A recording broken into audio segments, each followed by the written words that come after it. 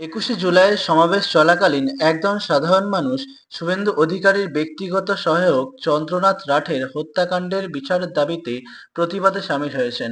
তাদের হাতে ছিল বিভিন্ন দাবি সংবলিত প্লাকার্ড ও ব্যানার।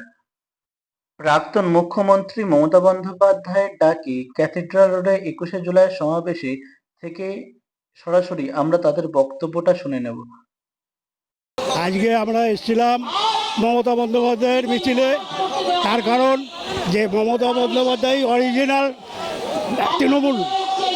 এখন যারা জোর করে শুভেন্দু ব্যানার্জি যেভাবে ভোট করিয়েছে ওটা ভোটই হয়নি, তবু মানুষকে জোর করে পুলিশ দিয়ে অত্যাচার করে বাড়ি বাড়ি ঢুকে এই ভোটগুলো করিয়েছে।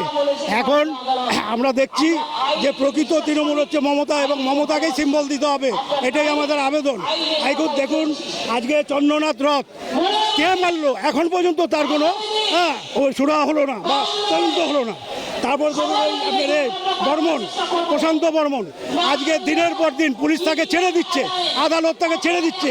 কেন ছেড়ে দিচ্ছে তার জবাব চাই। জবাব আমরা নেওয়ার জন্য এখানটা এসেছি আজকে আপনাদের মাধ্যমে এগুলো দেখালে আমরা জানি সমস্ত মানুষের সমক্ষে যাবে। এই জন্যই আপনাদের কাছে আসা, বুঝলেন, যাতে চন্দ্রনাথ রথের প্রকৃত তদন্ত হয়।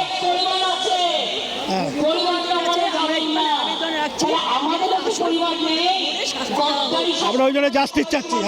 এটাই আমাদের কাছে আবেদন যে আসল খুনিদের ধরে শাস্তি দেওয়া।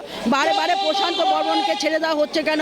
একটা তাদের তদন্ত করে তাকে খুনি সাব্যস্ত করুন, সেটাই আমাদের কাছে আপনাদের কাছে আবেদন। মুখ্যমন্ত্রীর কাছে আমরা এটা জবাব চাই, জবাব যেন দেয়।